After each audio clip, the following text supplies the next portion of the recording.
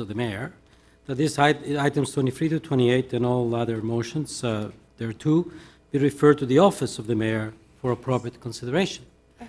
And I do that because I can't believe that I was hearing what I was hearing here.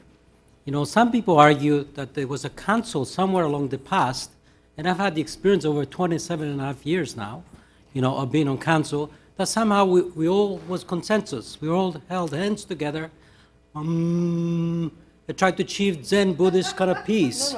I don't remember that. You know, maybe, so it's politics.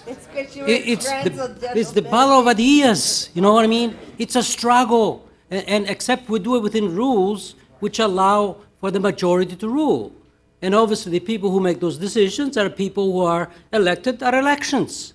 You know, councillors here, all positions, and so forth. That is the democratic process. It's sort of strange to me that somehow we seem to want to demean that process of the elections, of people who bring us over here, you know, and obviously the mayor, yes, is unique. He's the only one who runs across the city. All of us have 1/44th part of thereof. So therefore, we shouldn't expect having 1/44th part thereof to be like the mayor, you know, because after all, the mayor has the mandate of the people. So what are we talking about here? Well, I appreciate there's some members of council who feel, you know, that they're the minority, but that's the nature of democracy, and democratic forms. There's a majority usually, and there's a minority. And this majority is formed depending on the times of the epoch and the issues which are involved. That's how it works. That's how Lastman did it. That's how, you know, Eggleton did it. That's how Miller is doing it. That is normal. You know, there's an evolution going on, correct? And you know what? People there, you know, like that evolution. And even people here like that evolution. You know, the delegation of powers, for example, to community council. You know, I did an analysis, and something like 73% less items get to city council. I haven't seen members of council complain about that. I haven't seen the community complain about that. There's obviously a sector in our community, of our political community, which wants to create an issue. Good for you. That is your job. Create an issue to advance your own cause.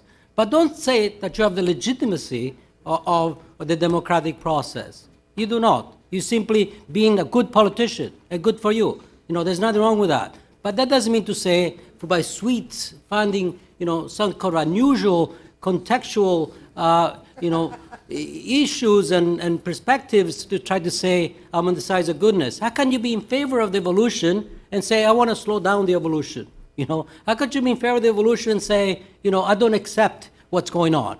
You know, sorry, it's not symmetrical to me. It does not make sense. As the Toronto Star said in its editorial, you know, we need a strong mayor. Doesn't necessarily say this mayor or another mayor. I happen to like this mayor, but you know, that's beside the point. The institution requires a strong mayor in order to deliver good order of government in this city.